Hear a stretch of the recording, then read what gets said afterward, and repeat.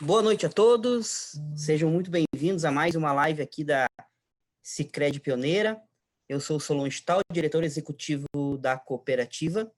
Estamos aqui em mais uma live dentro da nossa programação de lives até então semanais, para estar dentro do guarda-chuva do Juntos pelo Consumo Local. Hoje o nosso tema vai ser a pandemia sacudiu o mundo. Como a academia enxerga todas essas mudanças e seus impactos na vida das pessoas e das empresas. Também está conosco aqui a Aline, que é intérprete de Libras. Oi, Aline, tudo bem? E quem vai conversar com a gente, já está com a gente aqui, é o professor Kleber Prodanov, que é o atual reitor da Universidade Fevale. Seja bem-vindo, professor. Boa noite, Solon, obrigado. Seja muito bem-vindo.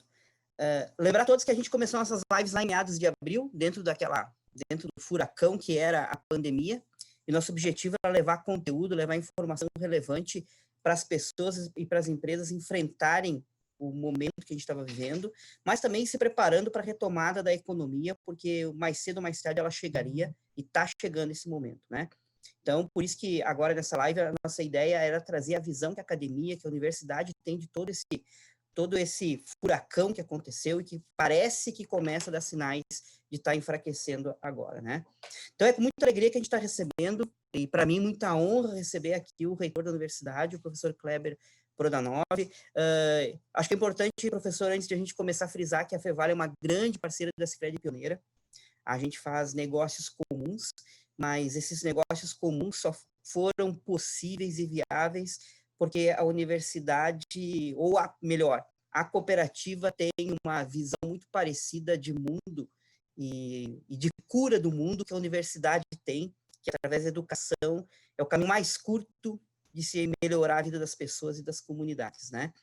Então, antes de dar a palavra para ti, professor, deixa eu ler o teu mini currículo aqui para as pessoas saberem com quem elas estão lidando hoje aqui, né? Vamos lá, então.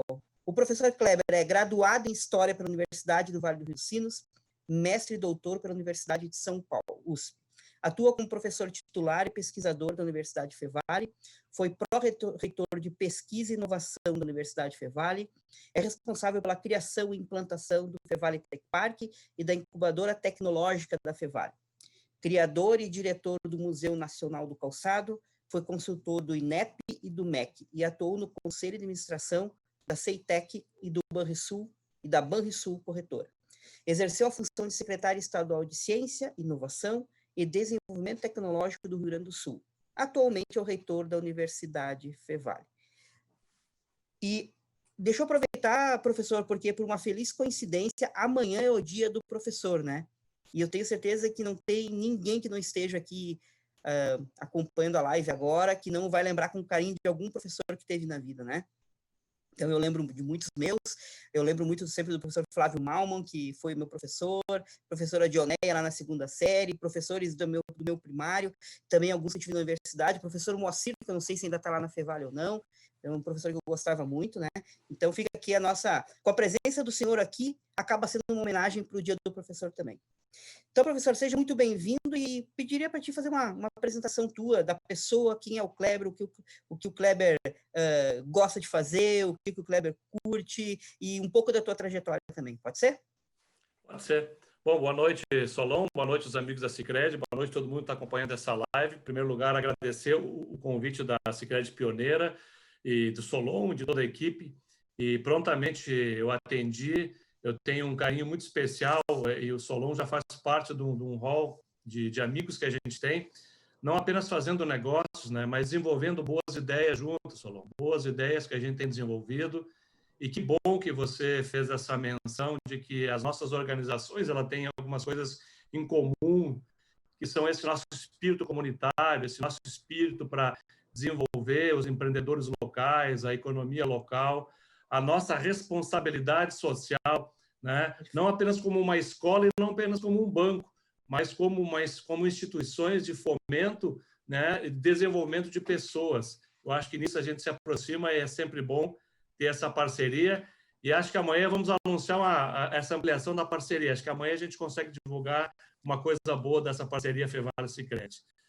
Bom, Solon, eu vou ser bem econômico, falar da gente mesmo é muito difícil, tá? Sim. Mas eu já estou na Fevale agora, em julho, vou fazer, próximo ano farei 25 anos de Fevale, já é um bom tempo já dentro da universidade, já passei por todas as etapas dentro da universidade e há 2 anos e pouco estou como reitor da universidade. Eu sou um humanista, embora eu trabalhe muito com tecnologia, embora eu trabalhe muito com inovação e com empreendedorismo, eu sou um humanista. Eu acredito nas pessoas, como eu acredito também na tecnologia como uma ferramenta para ajudar as pessoas no seu desenvolvimento. Há muitos anos eu venho me dedicado um pouco mais a essa questão da inovação, a essa questão de motivar as pessoas a fazerem as suas atividades melhores, fazer mais rápido, fazer diferente, que as pessoas se reinventem, que criem seus diferenciais. E é isso que eu tenho feito nos últimos anos aqui na Fevale. Você lê meu currículo, trabalhei também no governo do Estado, na Secretaria de Ciência e Tecnologia, tive uma passagem pelo setor público, já tive no setor público, no setor privado, na educação, trabalhei em empresas microempresas, trabalhei em empresas multinacionais gigantescas, empresas estatais, e tenho uma visão assim muito otimista do mundo. Eu acho que o mundo, mesmo com todos os seus problemas, ele é um campo fértil para a gente ter muitas oportunidades. Só que a gente tem que ficar atento a essas oportunidades, né? É tipo aquela história que a gente sonha com alguma coisa e quando acorda de manhã tem que lembrar do sonho para a gente não esquecer e correr atrás. Então, eu me considero uma pessoa assim, otimista. Eu tenho uma vida muito dedicada à universidade, à pesquisa, ultimamente à gestão, né? Gosto de praticar esportes, gosto de ler, gosto de ouvir música e gosto sempre de ler muitas biografias e muitos livros na área de história, na área de inovação. Esse é meu dia a dia, é meu passatempo. Eu gosto muito de conversar, por isso que até vou pedir para o Solon. Solon, quando eu falar demais, faz uma pergunta, vamos quebrando esse ritmo aí. Muito obrigado pelo convite, um grande prazer estar com vocês aí. Então tá. A partir de agora eu vou te chamar de professor, pode ser, professor? Melhor título impossível, visto que amanhã também acho. Também acho. Então tá, professor, deixa eu fazer uma pergunta antes que na tua fala me ocorreu aqui. Que eu acho que é um dilema de muitas organizações que estão pensando como se posicionar no mercado e tudo mais. O professor falou que, apesar de ter transitado uma carreira inteira na inovação e na tecnologia, é um humanista, né?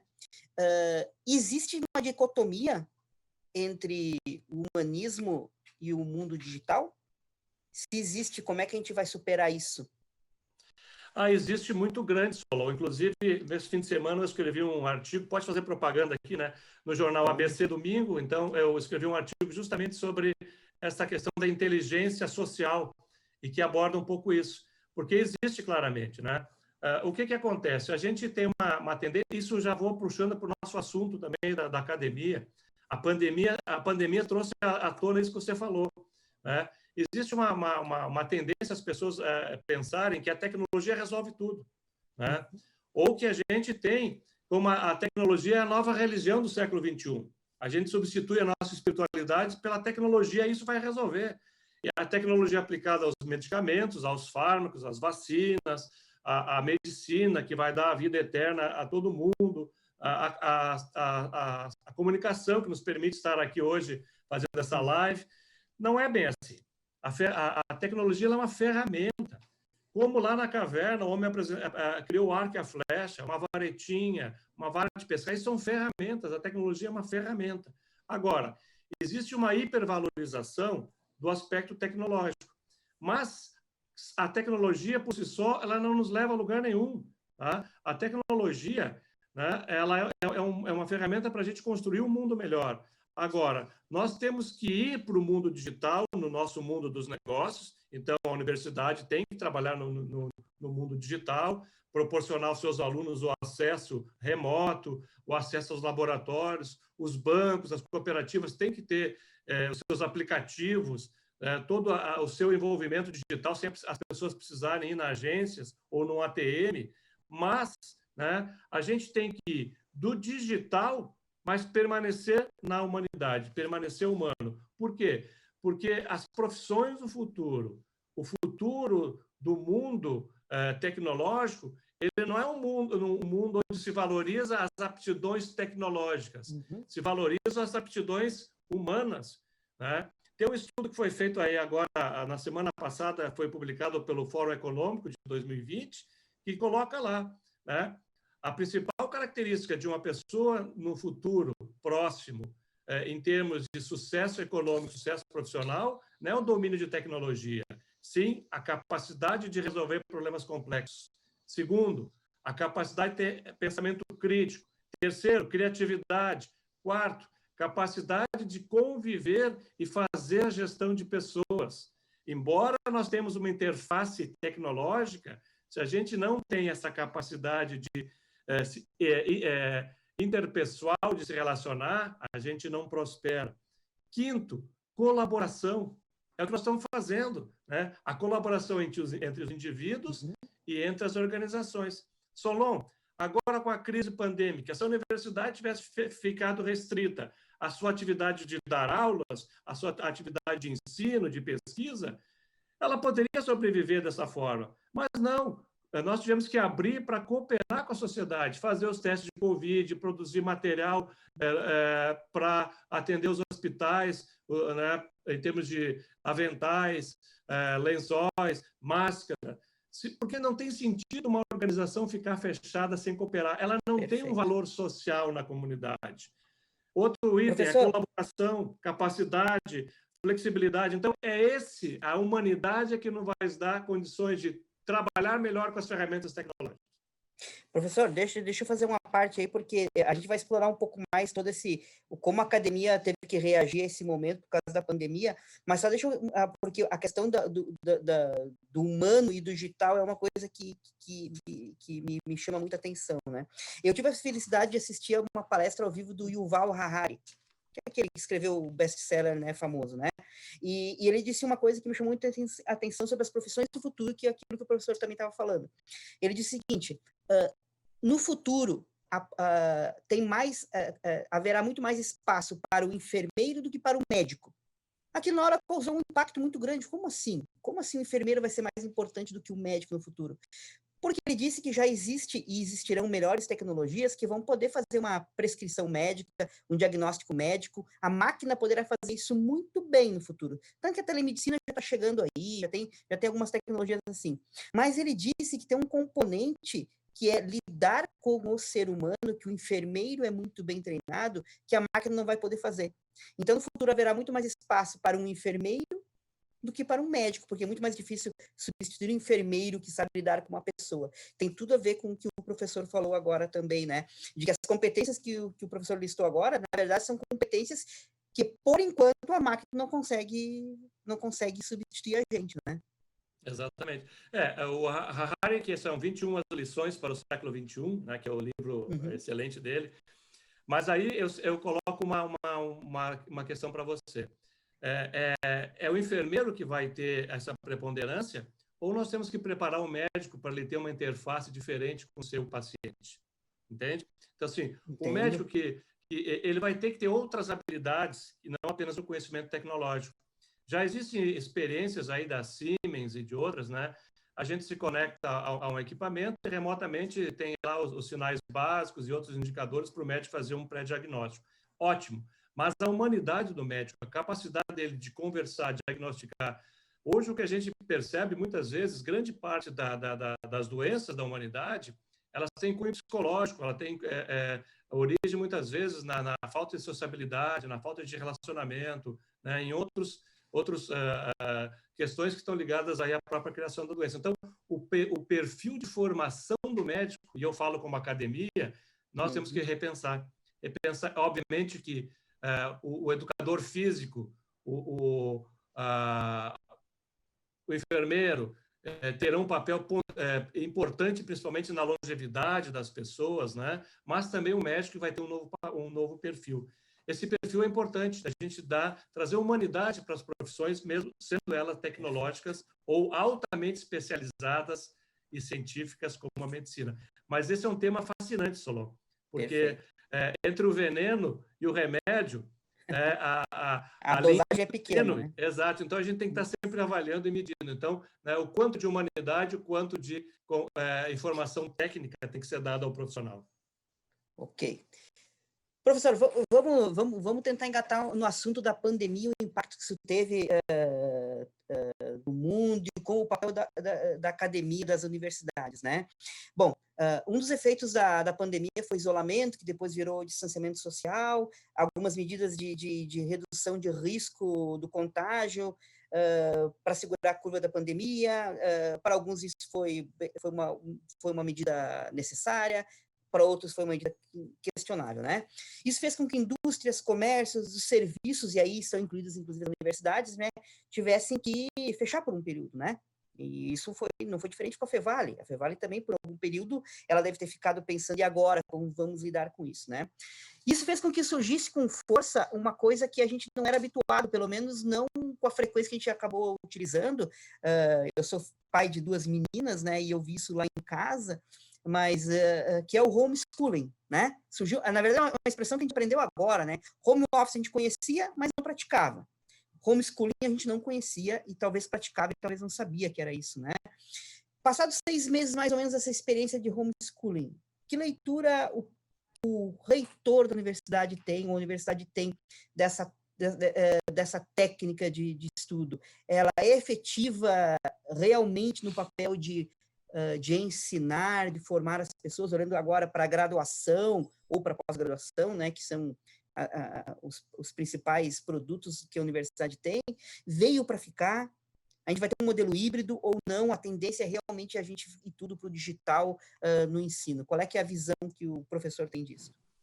Uma excelente pergunta, Solon, bem complexa, são várias questões. Vamos lá, né? Eu acho que a nossa experiência na Fevale foi uma experiência muito positiva, tá?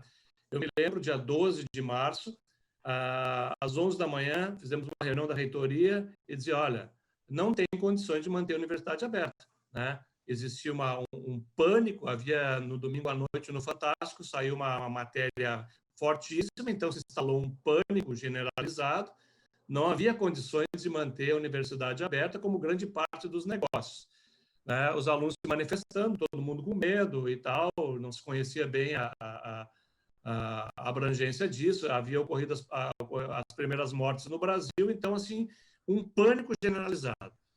Bom, por sorte, a gente conseguiu, das 11 da manhã até as 4 da tarde, virar a chave e passar a Fevale, e não apenas a universidade, mas também a nossa escola de aplicação, toda a escola, né, do presencial para o remoto.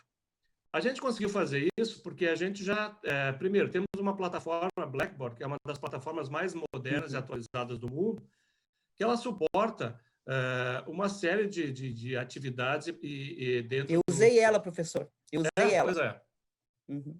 É uma plataforma bem complexa, cara, né? Um grande investimento de tecnologia, mas ela suporta muito bem vídeos, encontros, reuniões, todo tipo de atividade remota.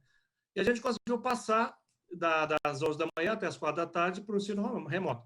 Mas também tínhamos uma tradição de grande parte das nossas disciplinas, elas já tinham componentes à distância, mas eram em torno de 20%, mas não 80% ou 100%, né, Solon?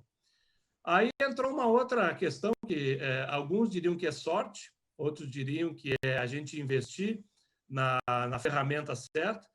Vocês acompanham, nós temos um relacionamento de 15 anos com a Finlândia, e nos últimos 2 anos a gente acelerou esse relacionamento com a Finlândia, e o relacionamento com a Finlândia é trazer novas metodologias de ensino-aprendizado e novas tecnologias. A Finlândia está no topo da educação mundial, em todos os rankings mundiais. E a gente tem se aproveitado muito dessa parceria e introduzindo essas inovações que a Finlândia tem no seu processo educacional dentro da universidade e da escola. Lá está a possibilidade de explorar ainda mais ferramentas tecnológicas remotas, como o Blackboard, né? Como também empoderar o professor, fazer com que o professor tenha mais liberdade, agilidade no seu espaço de ensino-aprendizado. Isso criou as condições para que a gente pudesse, a partir daquele momento, criar um tipo de atividade, uma aula diferenciada onde os professores tiveram a capacidade e as condições de fazer. Talvez nem todas as universidades tenham essas condições. A gente viu as universidades públicas há pouco mais de um mês que retomaram o semestre passado. Então, assim, o que eu tenho para te dizer, é possível, certamente, quando nós retomarmos o semestre ou o ano letivo de uma maneira presencial, ele não vai mais ser como antes, Solon, não pode mais ser. As pessoas experimentaram algumas facilidades, né? Assim como eu tenho em casa a possibilidade do delivery, receber uma farmácia, fazer uma compra, fazer uma transferência, fazer um investimento, né? As pessoas se acostumaram com essa comodidade e recebem esses produtos com qualidade. Vem na hora marcada, vem com a qualidade prevista, com o preço contratado. Esse, na área de serviços, como na educação, vai acontecer também. Vamos imaginar o seguinte, um aluno que se desloca para a universidade, ele tem o tempo dele, ele tem o custo da van, o custo do ônibus, o custo do carro, o estacionamento, o lanche, são outros custos, né? Ele fazendo parte dessas disciplinas à distância ou disciplinas totalmente à distância, ele consegue otimizar. Ele pode trabalhar fora da região do Vale dos Sinos, ele pode estar em Nova Petrópolis, não precisa descer. Estou aqui na Sicredi, vou ter que ficar fazendo uma reunião com o Solon até às 7h30, não vou chegar atrasado na minha disciplina, que eu posso ir. Provavelmente nós vamos migrar para esse sistema híbrido. E provavelmente no semestre que vem ainda nós vamos oferecer as duas opções. Para quem quer vir e talvez para outros que não vão vir, né? Então, na minha disciplina de Humanidades 1, né, o aluno possa estar comigo lá ou ele possa, naquela noite, resolver estar na sua casa, né, fazendo outra. Então, abriu a caixa de Pandora. Nós temos que olhar, enquanto educadores, quanto a uma possibilidade de fazer melhor, fazer diferente e atender o nosso aluno de uma maneira proveitosa. Não indo... nós temos lá o produto que é o Fevale Digital, que é um produto totalmente à distância. Mas o campus, a convivência, a sociabilidade num campus universitário, as aulas presenciais, isso é muito legal para quem pode participar. Mas, certamente, nós vamos aproveitar a pandemia, olha a palavra que eu estou usando, aproveitar a pandemia e acelerar as mudanças que a gente vinha pensando com base nas experiências finlandesas. E acelerar significa criar novas oportunidades e novos produtos aos nossos alunos. E aí eu acho que isso que serve para a Fevale, o Solon, serve para as empresas, né? Aproveitar e esses ganhos de produtividade, de diferenciais que tiveram, né? Continuar mantendo, explorar novos nichos, ser mais flexíveis. Aí eu me pergunto, o meu funcionário, meu colaborador, talvez que tenha uma atividade lá muito restrita, ele precisa estar dentro da universidade? Ele não pode continuar remotamente? Pois é, essa é uma pergunta que eu ia fazer para pensar nessas coisas. Eu tenho café, eu tenho luz, eu tenho água, eu tenho limpeza, eu tenho posto de trabalho, eu tenho computador, eu tenho mesa. São custos que a gente acaba levando para a nossa operação e repassando ao cliente. Talvez aí a gente possa trabalhar de uma maneira diferente. São coisas para pensar, Solon.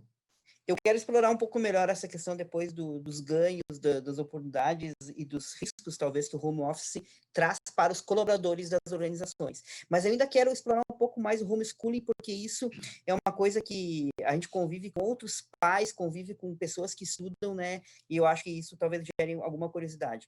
Agora, a pergunta é para o professor, para o educador. A gente já pode afirmar que o ensino à distância consegue ter o mesmo nível de aprendizado que se tem presencial? Já conseguimos ter este mesmo nível ou a gente precisa evoluir nisso ainda? Ou sendo mais objetivo, eu sou um administrador, formado pela Fevale, inclusive, sou acadêmico da Fevale. Eu sairei da administração de empresas graduado com a mesma qualidade que hoje sairá, que eu que saí há 15 anos atrás? Quando era tudo presencial? Nossa, Solon, assim, primeiro, na Finlândia não existe educação à distância. Tá? Por quê? Porque lá eles usam as ferramentas de educação à distância dentro do processo educacional. O Brasil é um dos únicos países do mundo que segrega. ou a educação presencial ou à distância. Tá? O que nós estamos fazendo na universidade não é educação à distância, é ensino remoto. A gente, Ótimo esclarecimento. É diferente mesmo.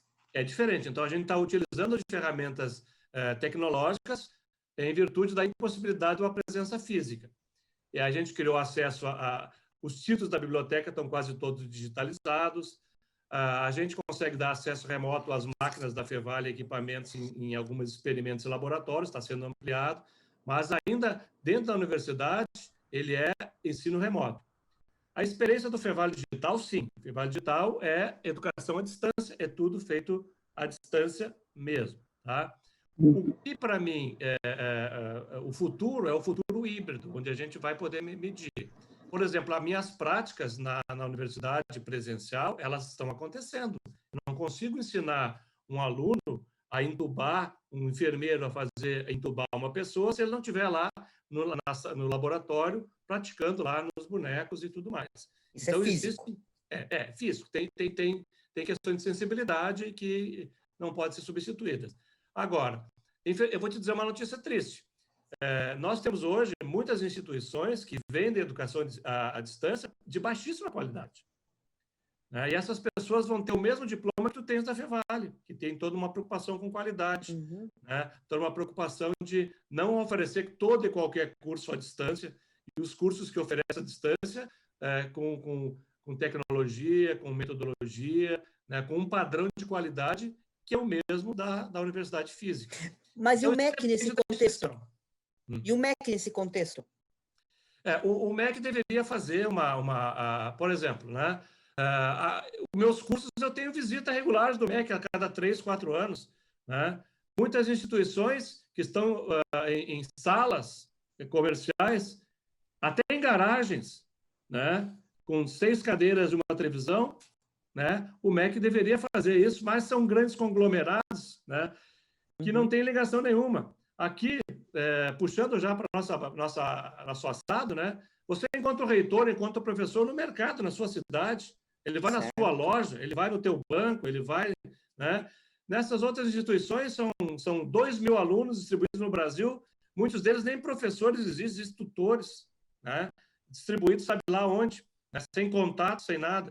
Então, existem muitas instituições, não são todas, mas muitas instituições que têm baixíssima qualidade, e praticam, com a conivência do Ministério, um processo educacional que deixa muito a desejar. Existem outras experiências positivas. Nós procuramos trilhar o caminho da qualidade. Então, por exemplo, eu não consigo oferecer por R$50 um curso superior no Educação à Distância. Nós temos um custo, que é o custo de ter um professor real, de ter em cada cidade, em Nova Petrópolis, em São Sebastião do Caí, em Portão, nós temos uma base física com toda a estrutura da universidade.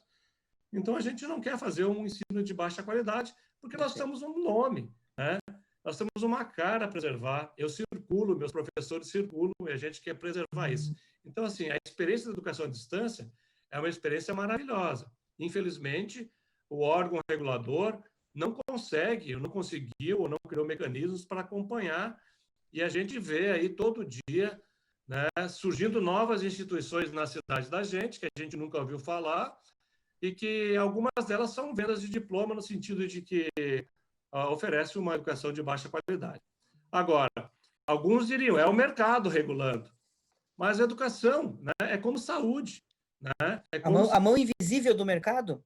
Não existe, não existe, Essas áreas reguladas, como... Tu imagina se cada um puder abrir um banco, se cada um puder atender pacientes e clinicar na área da saúde. Nós estamos falando do futuro do país. Então, a educação é uma área estratégica do país. E a gente deveria priorizar isso para ter mais qualidade. Segredo da Irlanda e da Coreia. Não existe mudança. Professor, O senhor já passou um pouco no assunto, vamos explorar um pouco mais a questão do home office, porque o home office tem a ver com todas as organizações, ou a maioria das organizações acabaram tendo que encarar isso. Claro que os micro e pequenos empreendimentos é um pouco diferente de tudo isso, né? Além do homeschooling, a Fevale, como empresa que emprega, também teve que adotar, ou adotou também o home office. Nós aqui também na cooperativa tivemos que fazer isso, né? Na visão do professor, que agora também é um gestor, que aprendizados o home office trouxe para a Fevale? Se trouxe aprendizados, né? Que aprendizados vocês tiveram tendo as pessoas todas à distância, ou um bom contingente de pessoas trabalhando à distância? Nós ainda estamos com um bom contingente à distância, né? A maioria de nós na área da gestão, os professores, sem sombra de dúvida, a não ser aqueles que estão nos laboratórios e agora esses que estão nas aulas práticas, mas também nós, da gestão, a gente está mais fora da universidade do que dentro, até em função de que os compromissos hoje são, na sua maior parte, digitais. É muito complicado, assim, nos primeiros momentos, Solon, eu chegava na universidade e me dava uma tristeza. Não tinham alunos, não tinham os colegas lá, né? Então era um grande vazio. Depois a gente vai aprendendo algumas coisas. E como gestor, eu te diria o seguinte, nós temos que repensar nossos espaços físicos. Né? Eu acho que a gente tende a investir em espaços de gestão e de relacionamento. Talvez a gente tenha que investir em bons espaços virtuais, com uma boa acessibilidade, com uma boa interface. Eu acho que muitas atividades elas vão poder permanecer home office, porque não faz sentido deslocar as pessoas quando a gente pode fazer uso da tecnologia. Os relatos que eu tenho de alguns colegas é que a qualidade de vida melhorou. De vez em quando pula um gato aqui na frente, um cachorro late, a gente tem que atender um telefone, interfone, mas são as coisas do nosso dia a dia, a gente vai aprendendo a conviver com isso. Então, assim, primeiro, a gente tem que rever investimentos que a gente faz. Estou falando isso para aquelas pessoas que têm as suas empresas. Rever os investimentos em estruturas. Talvez a gente seja mais leve nessas estruturas para poder ter mais flexibilidade, ter mais condições de investir em ferramentas tecnológicas e capacitação das pessoas. Eu acho que esse é o grande aprendizado. A gente depende menos das estruturas e mais das pessoas. Se a gente depende menos das estruturas e mais das pessoas, vamos dedicar mais tempo a investir nelas, né? Vamos dedicar mais tempo a melhorar as ferramentas delas. E não necessariamente a gente trabalhar com estruturas físicas. Até porque eu acho que criou uma alternativa de trabalho. E essa alternativa de trabalho, eu fico pensando assim, muitos profissionais liberais, se eles vão voltar aos seus escritórios ou se vão permanecer em office. Talvez ele vá lá nas lojas da comunidade, vai comprar, fazer uma pequena reforma, vai adequar uma sala para ele poder fazer o seu trabalho, vai pintar, trocar a forração, melhorar o seu ar-condicionado, botar uma internet mais potente, e vai ser muito melhor para ele do que pagar lá 3, 4 mil reais, às vezes, no aluguel de uma sala, né? Já sai devendo no mês. Eu tenho escutado muito isso, olha, não vou voltar para o meu escritório, rescindi o contrato, vou trabalhar aqui e da minha casa reformei um espaço entre os meus clientes. É uma alternativa. Claro, isso não dá para todo mundo fazer, mas a gente pode pensar também, né, em quem precisa de estrutura física, se vale a pena essa estrutura ser minha ou ser de um terceiro. Talvez aí tenha um parceiro que possa... Ou compartilhar também espaços, né? Quem sabe compartilhar espaços. Exatamente. Compartilhar espaço é uma grande alternativa. Então, eu acho que foi um grande aprendizado e a gente está revendo muitas coisas. E eu pedi, nós estamos aí nessa semana fechando o orçamento para o ano que vem. Eu pedi para a minha equipe o seguinte: não quero obra física, quero investimento em ferramentas que possibilitem a gente ter mais acesso e mais tecnologia, mas menos obra física. Vamos ver o que vai surgir, se a gente vai conseguir fazer a lição de casa. Às vezes é mais fácil falar do que fazer, mas a gente tenta. Professora, deixa eu fazer um paralelo com o nosso aprendizado aqui, muito parecido aqui no Sicredi, o aprendizado que vocês tiveram aí na Fevale. E deixa eu dividir contigo um aprendizado que a gente teve aqui, eu quero ver se isso vocês também perceberam aí. Por mais que a gente tivesse uma relação, e sempre teve, até porque isso está no DNA de uma cooperativa, né? Relações de confiança com os colaboradores, um bom grau de autonomia também que a gente tinha, a gente aprendeu a força, né? De que a gente pode realmente confiar nas pessoas. O home office nos ensinou isso muito, sabe? Porque a cooperativa, eu tive o mesmo sentimento, eu entrava aqui na sede da cooperativa alguns dias, eu até cheguei a bater foto, andares inteiros vazios. E eu dividia com os outros 2 pares de diretoria que eu tenho, que é o Luiz e o Eduardo, falava também com o Thiago, que é o presidente, o Thiago, inclusive, está aqui junto, o Luiz também está assistindo aí a live também com a gente. Eu dizia assim, gente, como é que pode que a cooperativa está funcionando, as coisas estão acontecendo, e eu não enxergo ninguém? Como é que essas coisas estão acontecendo? Ou seja, as pessoas, sabe o conceito do homem econômico, que a gente aprende lá na faculdade, que ele só trabalha sob pressão, vigiado, comando e controle? Para nós ficou muito evidente que isso realmente é uma teoria muito ultrapassada para o século XXI, né? E a gente aprendeu aqui que confiança realmente é o principal ingrediente numa relação entre as pessoas, numa relação de trabalho que a gente tem. Não sei se vocês perceberam também, ou se já era evidente para vocês isso aí na Fevale. Não, a gente tem uma característica na Fevale, como é a Sicredi, também dessa proximidade com os nossos colegas, então professores e funcionários, né? E com os professores foi uma coisa fantástica, porque de repente os professores sumiram, mas as aulas continuaram existindo.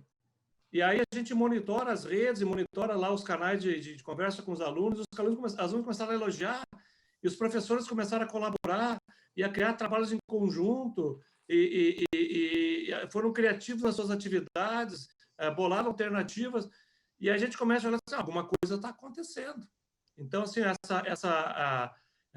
esse espírito de não deixar a peteca cair, não perder o aluno, não desestimular o aluno, né, de fazer com que ele se sinta importante mesmo não estando ali presente. Criou-se uma nova relação dos professores em relação a eles mesmos e em relação aos alunos. Então, para mim, não digo que foi surpresa, mas foi uma coisa assim extremamente prazerosa ver que os professores se reinventaram na sua atividade, na sua profissão, né? Se reinventaram. Mas é todo mundo com nível superior, mestrado, doutorado.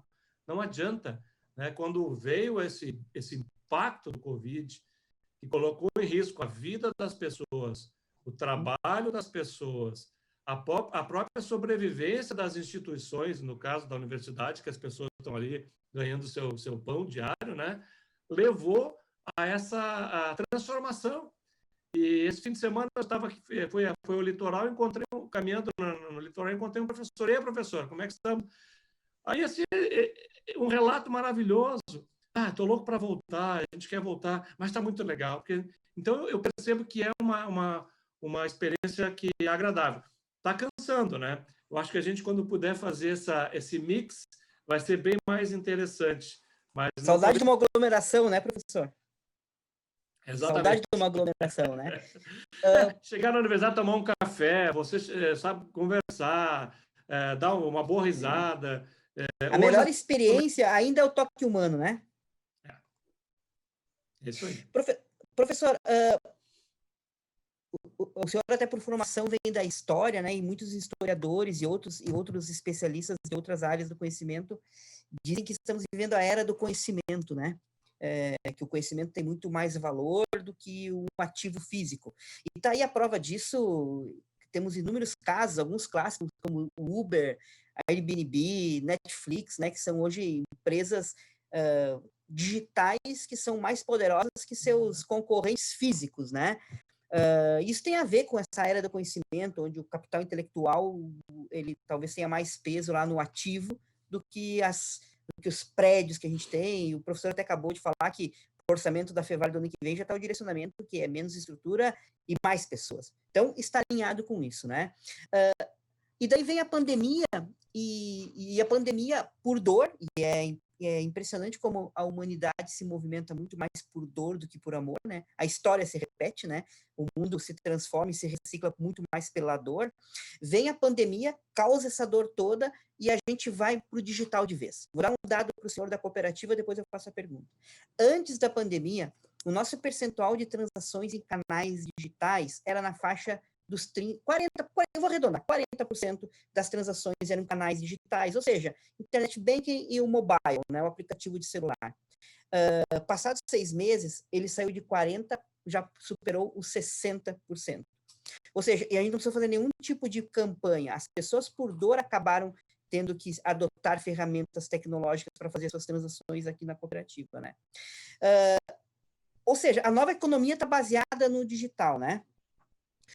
A pandemia, na visão do professor, acelerou esses modelos digitais? E qual é que é o papel da academia nessa nova economia digital que surge? Porque conhecimento talvez seja o grande diferencial. Como a academia vai se posicionar para gerar esse conhecimento? Que tipo de conhecimento vem por aí? Esses modelos que foram acelerados, essa velocidade vai continuar assim? Ou a pandemia acelerou e as coisas voltam para um outro ritmo agora? Complexo, eu sei, mas é para um professor a pergunta, né? Tu fez 10 perguntas, só para te avisar, tá? Tá certo. Só vou te dizer de novo, o mundo não volta ao que era, tá? Algumas pessoas podem até achar que sim, mas não vai voltar, tá? A essência não vai voltar. Então, evidentemente, aquilo que eu estava te falando, primeiro ponto, né, que tipo de profissional a gente tem que formar daqui para frente.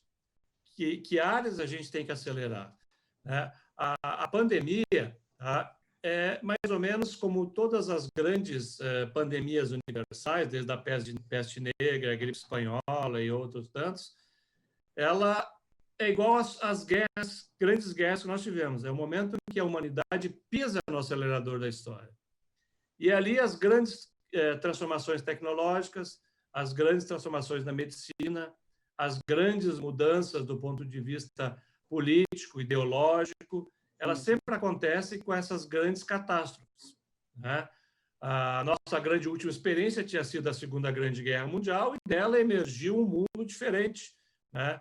A Primeira Guerra Mundial fechou o século XIX, a gripe espanhola fez pela primeira vez uma universalização de pandêmica. Agora, o Covid-19, né, nos atingiu de uma forma quase que invisível, mas a todo o globo. Então, a gente começa a perceber que esses momentos, quando aceleram, nós não conseguimos voltar atrás. Nós não vamos conseguir ter um retrocesso em algumas áreas. Isso, às vezes, é um erro que eu escuto de muitas pessoas, antes, não, quando passar a pandemia, as coisas vão voltar ao normal, né? O que é normal? O normal vai ser a gente, talvez, ter organizações diferentes, investindo mais em algumas áreas, mais em outras. Ela vai provavelmente nos dar, trazer alguns riscos que a gente não conhecia e não tinha, e a gente vai precisar estar muito atento a essas coisas. Então, não existe forma de voltar ao que era, e a gente tem que se preparar para isso. E a academia, a gente vinha fazendo um trabalho que agora tem que acelerar. Então, uso intensivo de tecnologia, modelo híbrido, currículos enxutos extremamente práticos. A nossa formação empreendedora que a gente procura na Fevale dá através das empresas do Fevale Tech Park, de outros, isso tem que ser incentivado, né? Não necessariamente a pessoa vai ter seu próprio negócio, Solon, mas vai trabalhar lá, vai trabalhar na Sicredi, né? Vai estar numa área, ele vai ser uma unidade de negócio, vai pensar de uma maneira empreendedora. O intraempreendedor? Exatamente, né? Mesmo um profissional liberal, um médico, hoje um médico, né, vai ficar pensando que vai ficar a vida toda atendendo pela Unimed, dentro de um consultório, ele pode se tornar, né, um profissional diferenciado, até aprendendo a fazer a gestão do seu negócio. Então, essas múltiplas habilidades, essas múltiplas inteligências que a gente fala, elas vão ter que ser desenvolvidas. Mas eu acredito, né, que a gente tem que investir muito nisso. E vou te dar um dado assombroso, tá? Porque se a gente acreditava que a educação era o principal motor dos países, tá? Olha o impacto que ela tem no nosso Brasil. Olha o impacto. Então, quem está nos ouvindo agora e não está estudando, faça a matrícula amanhã. Quer ver? Um dado que eu vou dar para você. A OCDE largou aí há um mês atrás um estudo em 38 países da OCDE, mais o Brasil, África do Sul, Rússia, fizeram parte desse estudo. O Brasil não faz parte da OCDE, infelizmente. No Brasil, tá? A diferença salarial de quem tem curso superior e quem tem ensino médio chega a ser 144%. Então, se você tem ensino médio e não tem ensino superior, a diferença é de 144%. É muito, né? Agora, se você tem ensino médio para o ensino fundamental, é 258%. Então, gente, estudar ainda agrega valor a você e ainda agrega valor às empresas. Por isso, eu acho que essa pandemia ela traz uma série de recados para nós. Um deles é o seguinte: volte a estudar, vai estudar, porque as pessoas que estão fazendo a diferença nessa pandemia, nas organizações, nas empresas, na universidade, são aquelas que estudaram, são aquelas que têm a capacidade de ter um pensamento crítico, reflexível, de enfrentar problemas, né? Não quer dizer que quem não estudou não tenha, mas estou dizendo que tem mais ferramentas para fazer isso. Então, a educação ela se coloca hoje como talvez o principal elemento do futuro, mais ainda do que foi no passado. Conectado à era do conhecimento, né? Então, é isso que aí eu te respondo, né? Nós estamos na transição da era da informação para a era do conhecimento. Não vamos confundir informação com conhecimento. Informação, eu pego o meu telefone aqui, ó, Google, acho um monte de coisa. Isso é informação, não é conhecimento. Conhecimento é fazer a reflexão crítica sobre a informação, né? Juntar várias variáveis e chegar a uma conclusão, deduzir alguma coisa. E não é apenas ter uma informação e replicar eternamente aquela informação, não ser crítico sobre ela. Então, a era do conhecimento é a era onde as tecnologias da informação que foram aceleradas agora me colocam em contato com o mundo todo. Eu posso acessar daqui a biblioteca da Fevale, a biblioteca do Congresso Americano, ler os principais jornais do mundo. Isso é informação. Agora, o que eu faço com isso? E, aliás, existe um excesso de informação hoje, né, professor? Hoje existe um excesso. Então, talvez o conhecimento nos ajude a filtrar aquilo que é realmente informação relevante. Não, e o conhecimento ele faz uma reflexão crítica sobre aquilo, né? Você olha, não, isso é verdade? Vou checar essa fonte, vou ler outra opinião, e aí você chegar a uma análise sobre aquilo ali, né? Eu brinco, a informação faz sinapse, o conhecimento faz sinopse, o conhecimento faz sinapse. Conexões neurais. É isso aí. E conexões neurais. Isso que, assim, a era do conhecimento, ela pressupõe informação, mas pressupõe uma educação e uma reflexão crítica. Todo sentido. O professor deu uma dica valiosa para as pessoas, mas a gente tem bastante empresário, microempreendedor, empreendedores aqui agora assistindo a live, né? Ou que vão assistir depois que ela fica gravada lá no IGTV, as pessoas podem acessar a qualquer momento. Na visão da academia ou do professor Kleber, que dicas o senhor pode dar, olhando para a era do conhecimento, esse mundo digital, para as empresas, seja ela uma micro... Vamos tentar focar um pouco na micro e na pequena, porque as grandes corporações, elas têm outras formas de buscar soluções, né? Mas o micro e pequeno empreendedor, que dicas o senhor dá nesse mundo novo que a gente está vivendo, nessa nova economia?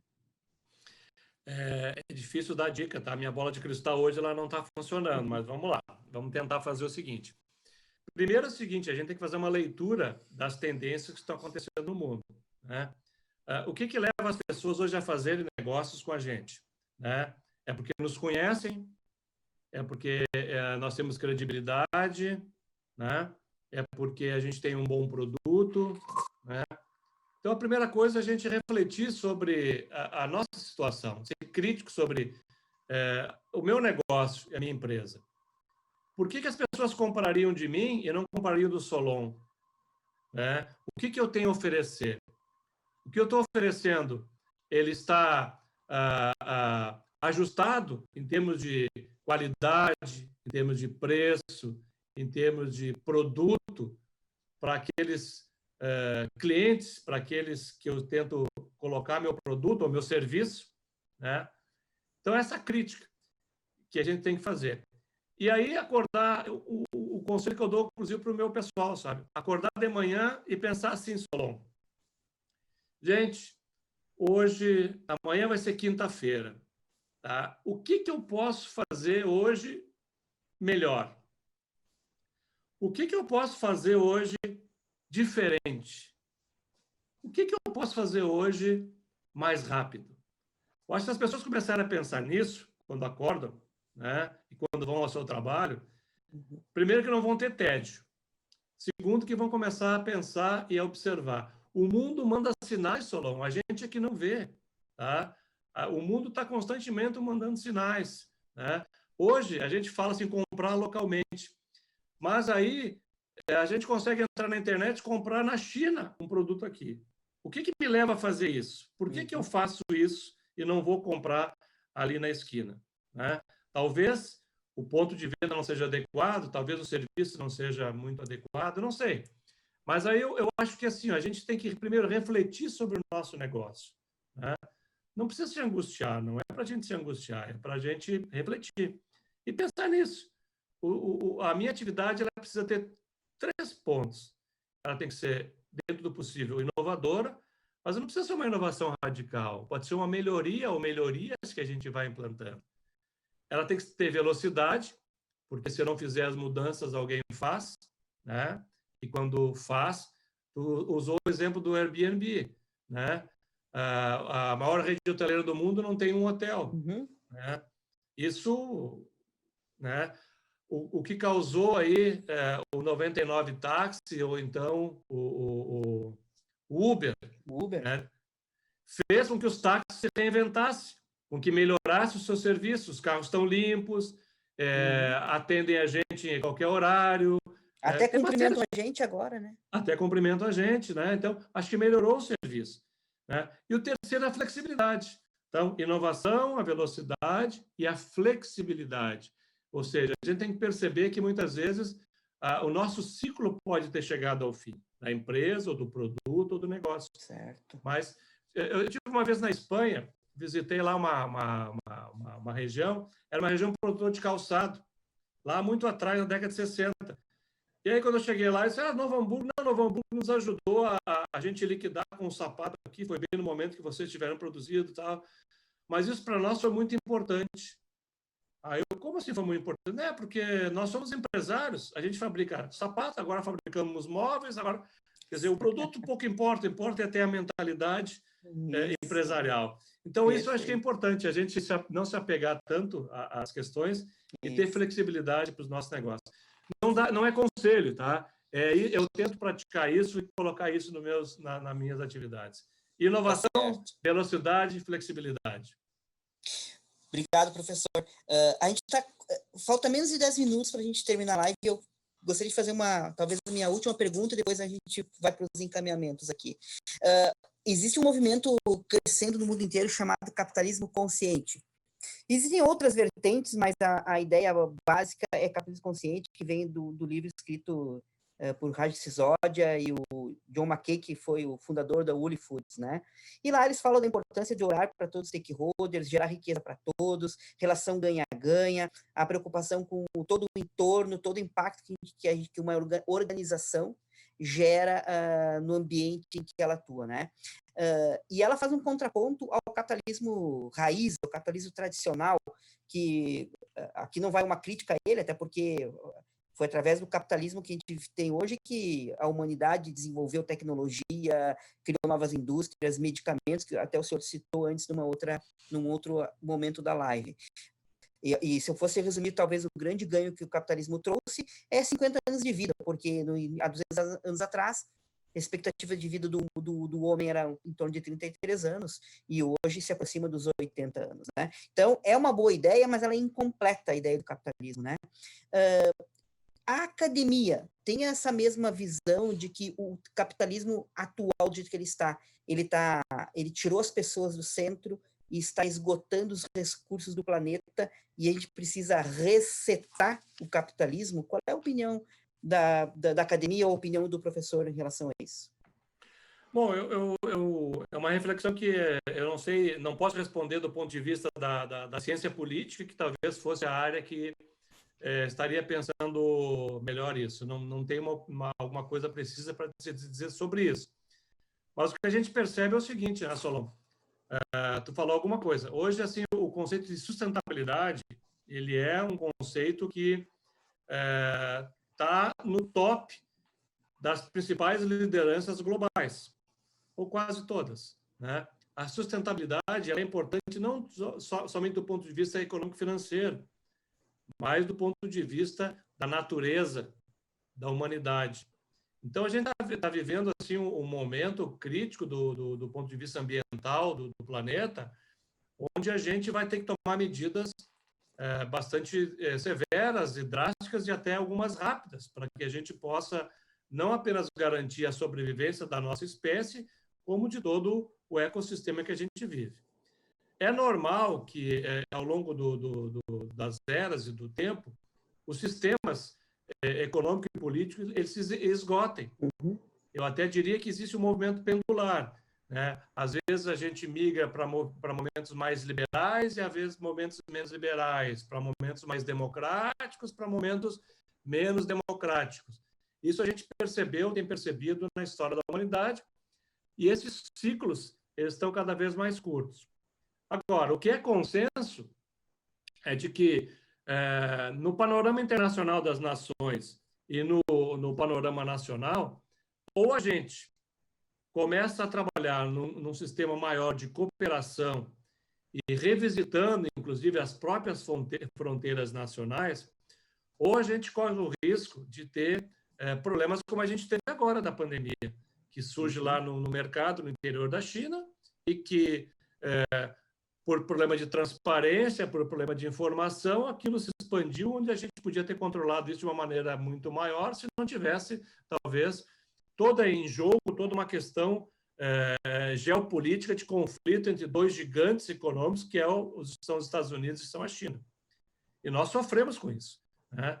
Porque essa desinformação, um pouco característica do governo chinês, a pressão norte-americana, a gente sofre com isso. E o mundo todo sofreu essa consequência, né? Não vamos achar que isso... Não, sofreu. Então, obviamente, tem que haver uma mudança. Agora, por onde vai parar? Se é uma face mais humana do capitalismo, se é uma face mais social do capitalismo, se é uma face de um novo sistema de governo, se a democracia ela vai persistir, vai depender muito dos nossos movimentos e vai depender muito da nossa capacidade de conectar as pessoas, né? E uma capacidade de ter talvez uma percepção real sobre as mudanças que a gente tem que enfrentar, né? Eu acho um grande desafio. Não saberia te dizer. Agora, é urgente a gente repensar o nosso modo de vida, né? E olhar para esse elemento da sustentabilidade. Eu acho que isso aí vai ser o definidor.